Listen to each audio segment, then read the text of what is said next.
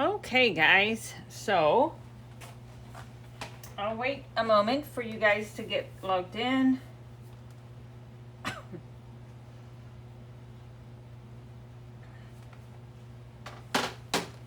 Okay, so let's see. Hello, guys.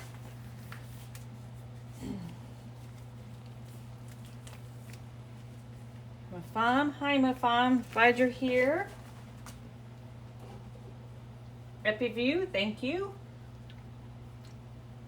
for joining. So this week on Tuesdays of this summer, I have been teaching a Color Essentials class. And what is that? A Colors Essentials class is a class where I am focusing on teaching the characteristics of the oil pigments that we are using as artists. Hi there. Hi Suzanne, glad you're here too. And each week is a standalone lesson that is about how, like, with different palettes. So the first week we looked at specifically at the characteristics of color. We looked at their and identified whether or not it's transparent, semi, or opaque. What its texture is it fine, smooth, or granular? Its staining properties, if it's considered a staining pigment versus a non-staining pigment, and then also looking at its tinting strength, like how strong is that pigment when mixed 50-50 with, say, your white. And so that was the first week. We were diving into understanding the actual physical characteristics of the pigments that we're working with. Then the second week we looked at a color palette that's called the primary color palette. It's a limited color palette where we only used one yellow, one red, and one blue. And we also analyzed the limited color palette by Zorn, the Zorn color palette. And this week we are expanding our color choices to 6 colored colors. So a warm yellow, a cool yellow, a warm red, a cool red, and a warm blue and a cool blue, plus white and black. And where with the week 2 with our restricted primary color palette, it was one yellow, one red, one blue with black and white. And this morning I demonstrated how you have it's called a split primary palette. And the reason why it's called a split primary is because your yellows, your reds, and your blues are the colors that we mix everything with.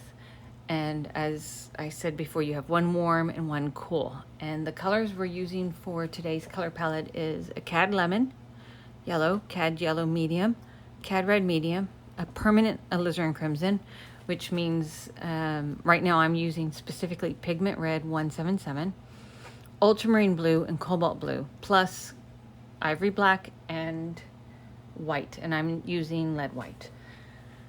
And from there, what I find fascinating is that with each, when you have 2 yellows available, you actually have the ability to, you have your color mixtures kind of triple. You have the straight yellow, and then the mix of the yellows as well. And then that allows for even a variety of greens and violets and oranges. So your secondary colors of orange, green, violet, you have a variety of those available to you to choose from. Plus your blues and your reds and yellows, you have ranges within that. Plus if you mix them with black, you have even more dynamic capabilities to it. So it's a really fun, this is a really strong way of how to gain experience. And so for today, I'm going to demonstrate doing a painting demonstration of a floral setup using this split primary palette.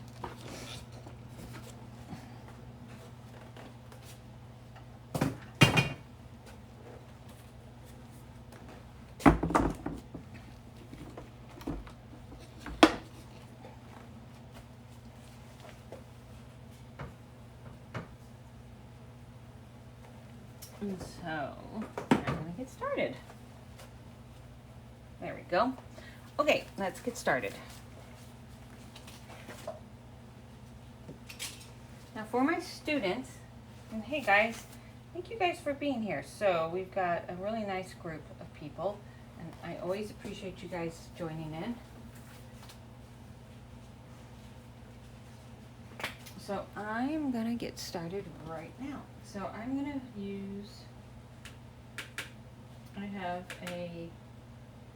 I'm gonna block in everything with permanent alizarin crimson.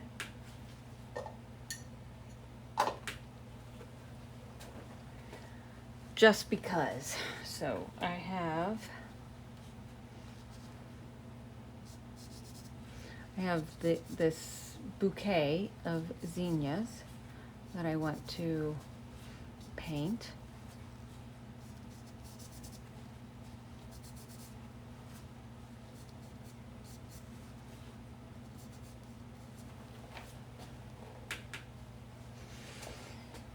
And I'm blocking in, you know, trying to make it kind of simple.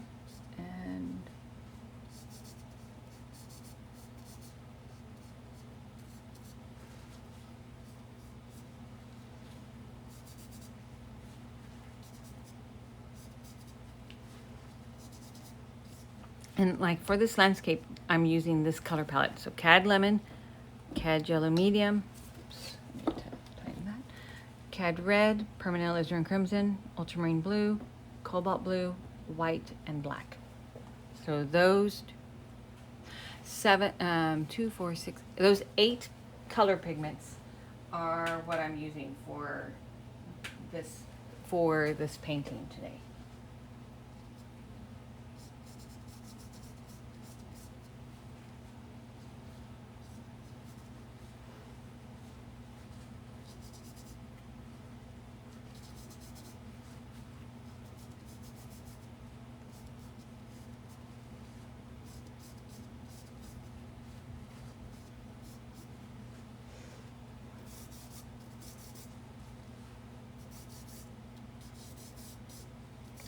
There's my setup. Okay. So I've got a blue background, and I'm mixing ultramarine blue, black, and a little bit of cobalt blue to make my background. I'm mixing white into it as well.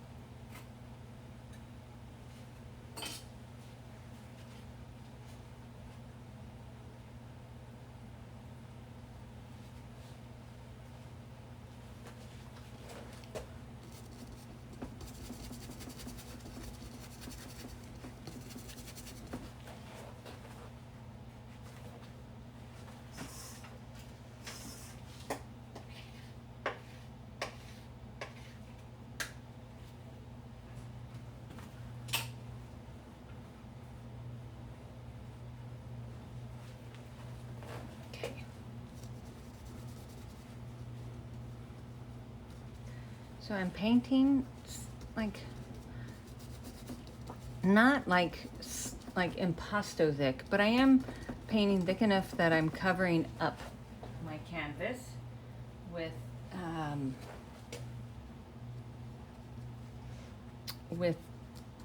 you know, with a little bit of thickness, and that's there's several reasons why I do that. I like having just enough paint on my canvas so that way I have a good surface layer to attach, to apply additional layers of paint when I want to paint wet and wet.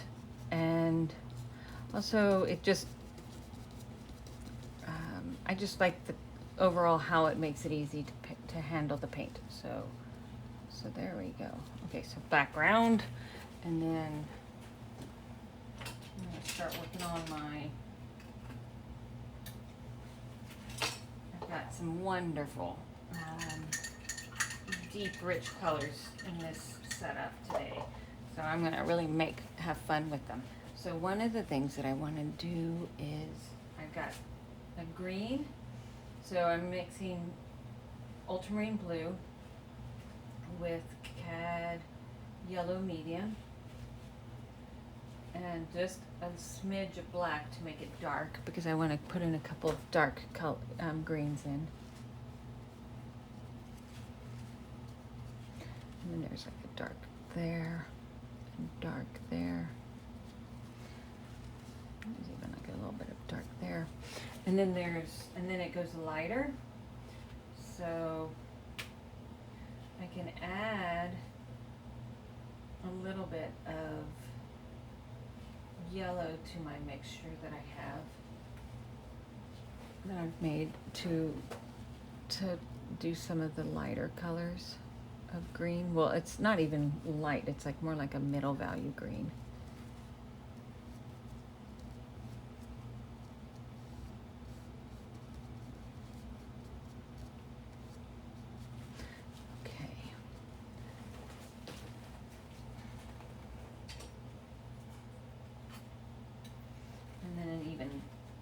Lighter green, yellow green, for where the light is really catching.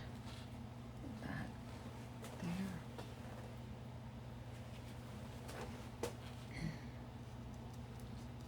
Okay, so, and then I've got these wonderful, so Cad Red Medium with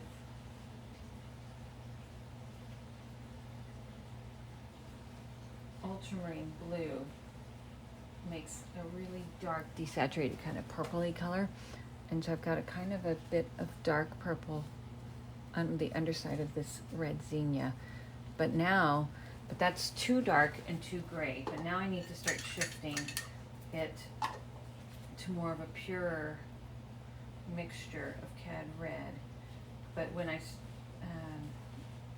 but it still needs to be a little bit deeper and richer, so I'm going to mix in a little bit of permanent alizarin crimson into my red mixture. That's got just a little bit of this ultramarine blue, so it still stays shadowy, but it gets a little bit brighter.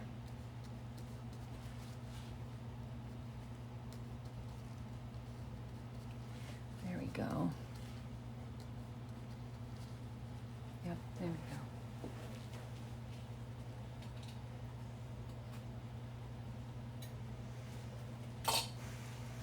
Okay, and then I'll do some pure notes of Cad Red Medium.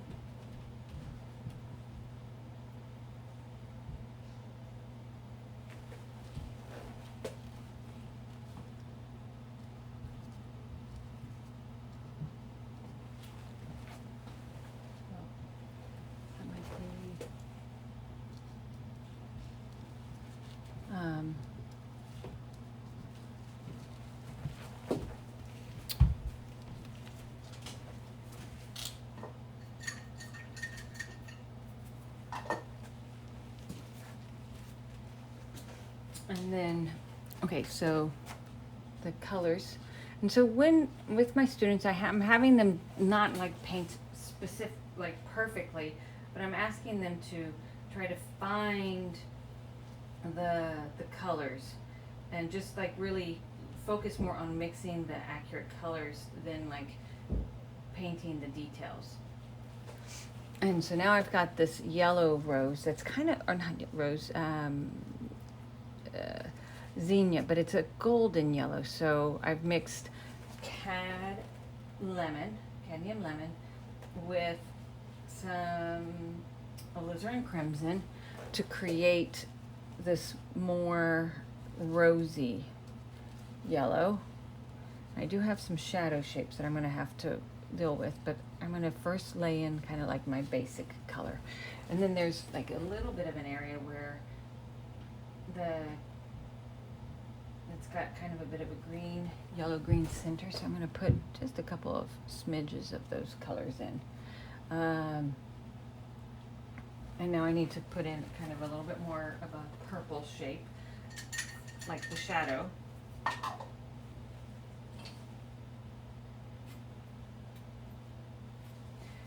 And so I've got this lovely purple that is permanent alizarin crimson with ultramarine blue and just a wee bit of white in it, because I don't need a dark value. I need kind of like a middle value, but I need, and so I'm gonna, because purple is the color complement of yellow, sometimes you can actually create some really nice shadow shapes with like that purple. So okay, so and I'm just making my way around this flower, and now I've got this beautiful orange flower, and I need to like make a decision, and I think I'm gonna go with cadmium yellow with permanent alizarin crimson, and see if, and then white. I'll have to mix white into it and see if that will give me the orange that it's almost like a salmon pink orange. So, and that's one of the reasons why I went with alizarin crimson instead of Cad Red Medium, because of, I want that kind of to capture that more of that salmon pink color. So, oh, I need to get my background in for the tabletop, but I will continue to get this guy in first. Okay. Okay, so that'll go for now. I'm gonna put in my background.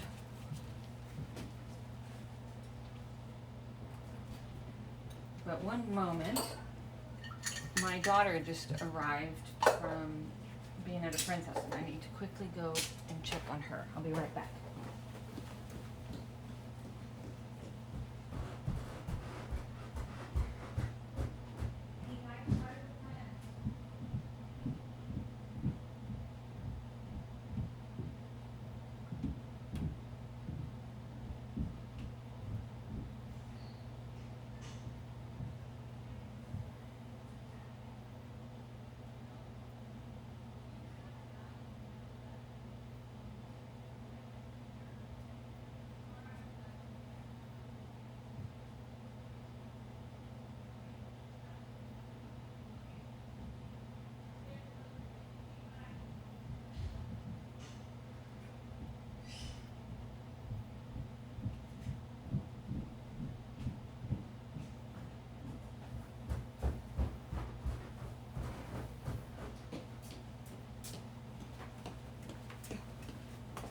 Okay guys, I'm back. Thank you so much for being patient. Summertime.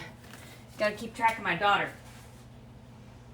Okay, so I want to get my white and my blue front. So I'm gonna, because it affects my adjacencies. And so let me do that real quick.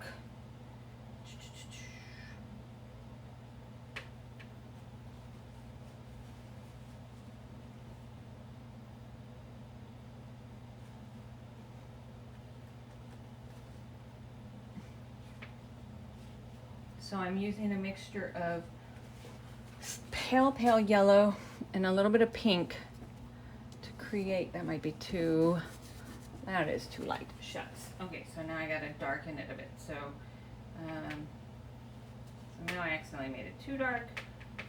Shucks.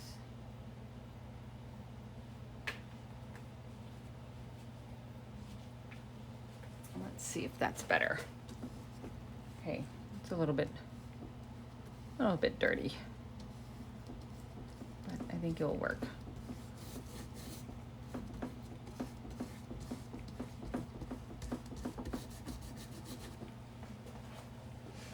Okay.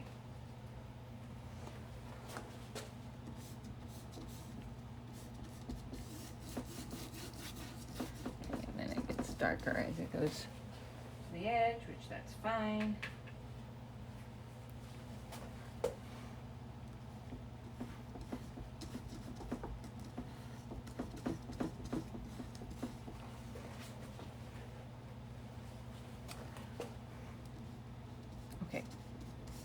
go. And then shadow shapes. So I'm going to use, I want kind of to make a purplish shadow shape.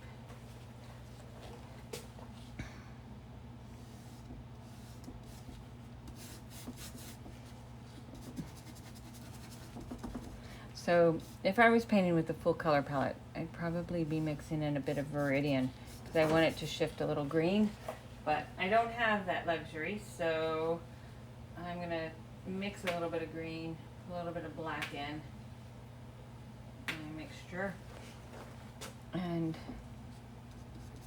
shift that just a little bit cooler.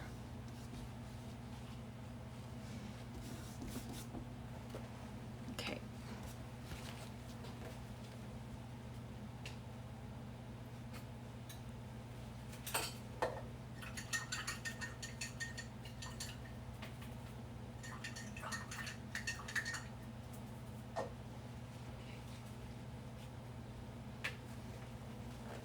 Okay, and then I always soften my edges of my shadow shapes because they're never exactly, even if it's a cast shadow, that shadow is lighter.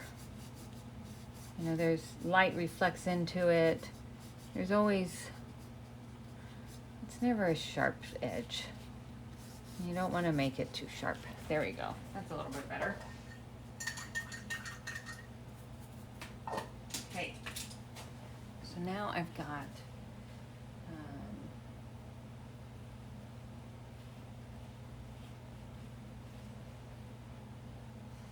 so I'm making a purple blue because the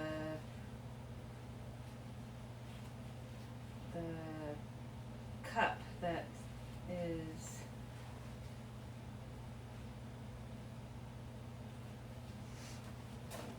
that the flowers are in is kind of it's a blue vase, but it's got a little bit of a purple undertone. So I'm adding purple to my mixture, or I'm trying to make it a little bit more purpley while still keeping some of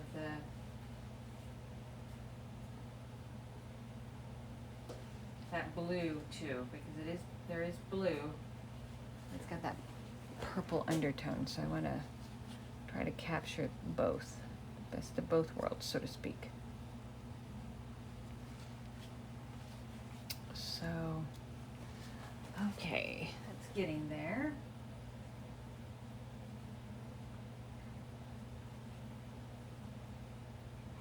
So it's a mixture of Cobalt Blue with Cad Red and Permanent Alizarin Crimson. And I'll have to lighten the front just a wee bit. But my middle value is this. So I'm going to stick with that as my middle value of the light. And then the dark is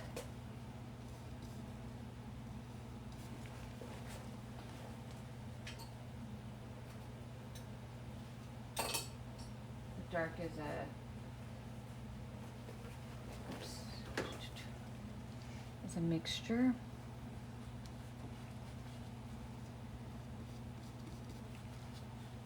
That's a bit of a cast shadow right there. And then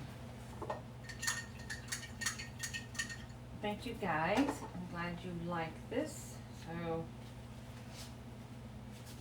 now one of the biggest things is as you keep going up with your more colors, more variety, you definitely want to make sure that you're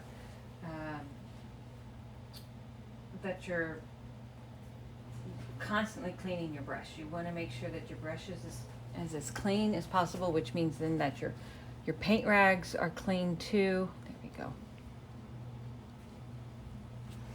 There we go. A little bit lighter value right there. Get that. There we go.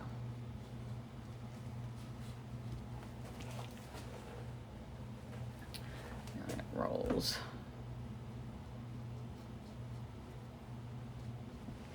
Okay.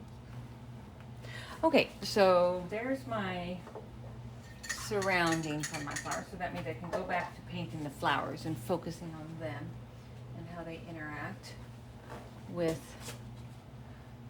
their adjacencies. Because when you're painting, that's one of the things that you're always wanting to pay attention to is like, what are your adjacent colors doing? How are they interacting? And that helps your values, that helps everything. So I always like to think about that when painting. And like there's some lights right there. But then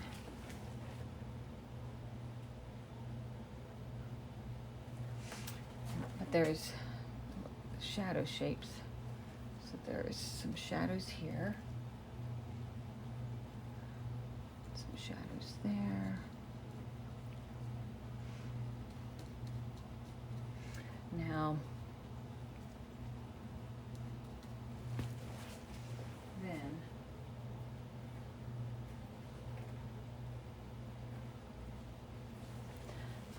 now the edge here is a little bit lighter. Oops, picked up some of that blue. Shucks. So clean my brush, get reloaded. There we go. And then, let's see, we've got some dark values right there. And then I've got some shadow shapes here. This it gets really dark. And I've got this golden yellow, but it's golden yellow in shadow. So I'll lay down the gold with the intention of laying, oops, needs to go golden with a little bit of purple already.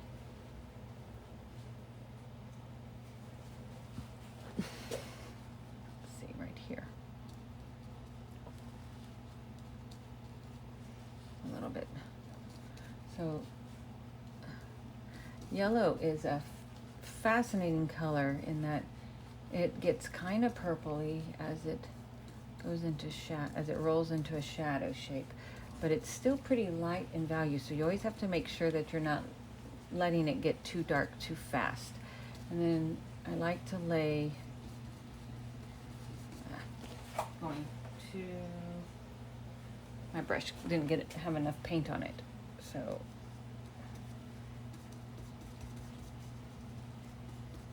and then I've got that golden yellow, so I'm gonna stick with that a little bit more. And put in the notes of where like it's catching light. And it's catching light here too. And it's catching a little bit of light there. And I need to go dark again.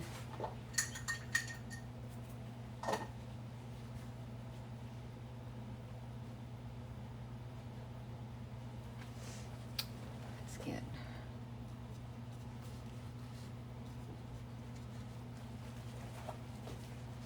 okay, so simple. You know, I'm trying to simplify everything. So I'm squinting and like paying attention to where things are.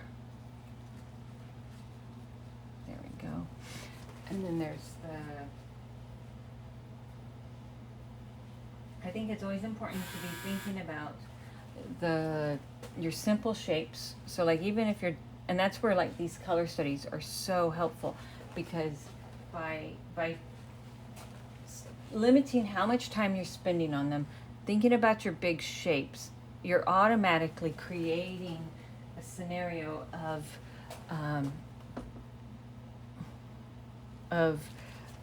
like a virtual, like I'm trying to think of the term, like you're creating a visual hierarchy of the way things work out.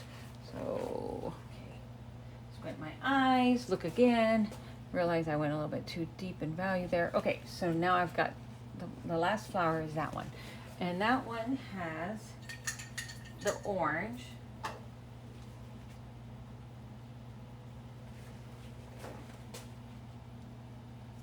but it's a little bit in shadow, so it won't be as saturated.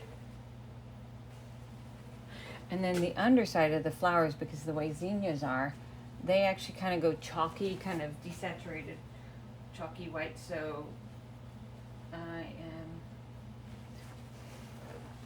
they're lighter in value. Whoops, that's probably a little bit too dark, but it's a good base. So I liked, so now, there we go.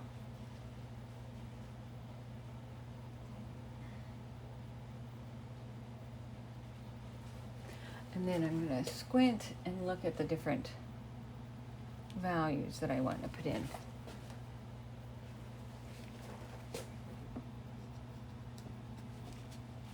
So if you were watching last week, you'll notice that this is very similar to the same setup that I painted last week. And it's because we are doing what I like to call an apples to apples analysis. So, and I'll show you in just a moment what we've been doing. I think there we go.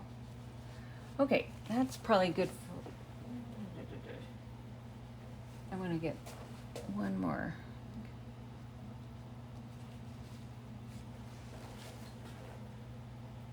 So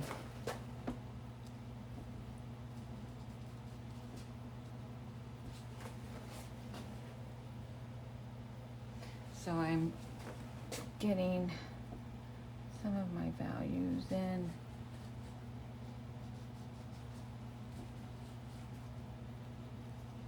Okay, so this is good enough. So it's a color study, and I'm doing this as an opportunity to explore how different color palettes help me make painting decisions. And so last week I demonstrated, let's see, I'm gonna add some tacks and then, thank you, Denny, I appreciate it. So, okay, so let's look here. Come on.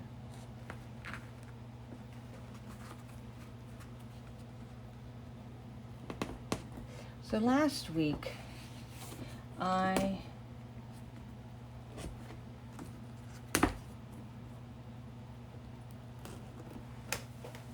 okay,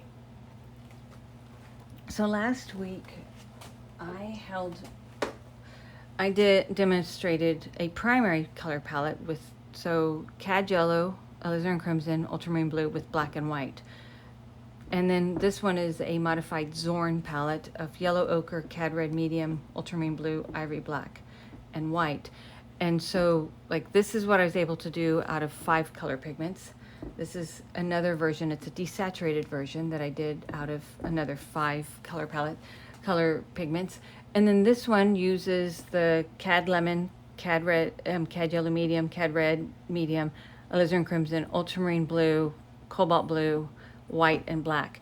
And so, like, the variety, you know, I mean, like, automatically you get more nuance. As you start adding more pigments, your ability to mix and adjust becomes stronger, and then you have greater, you have greater capabilities of making color choices, making value decisions. And so that is the goal for, like, this week we are,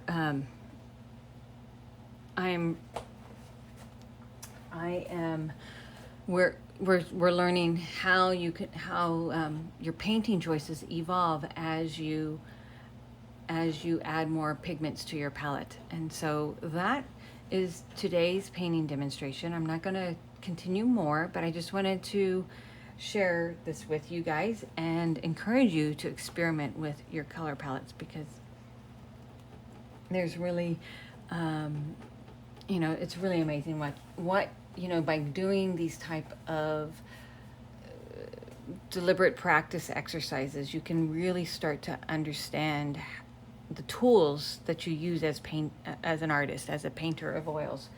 If anybody has any questions, feel free to ask. I'll stay on for a little bit, but then I'm gonna I'm gonna wrap it up. But any questions, guys? And thank you for all the hearts. I really appreciate that. Oh, Linda, you're welcome. My pleasure. Yeah, okay, I can show the palettes at the beginning. So, Beth, I used, again, what I demonstrated today was my split primary with a warm yellow, a cool yellow, a warm red, a cool red, a warm blue, and a cool blue. So my yellows were Cad Lemon, my cool, my warm yellow was Cad Yellow Medium, my warm red was Cad Red, my cool red was Alizarin Crimson, my warm red blue was Ultramarine Blue, and my cool blue was Cobalt Blue. And then, like, for example, how do I make my secondary colors? For the color wheel, I mix the ones that are closest together. So this Cad Yellow Medium with Cad Red, Cad Lemon with Cobalt Blue, and then Alizarin Crimson with Ultramarine Blue. And then this is the matrix of colors that you're able to mix. These are the pure saturated ones.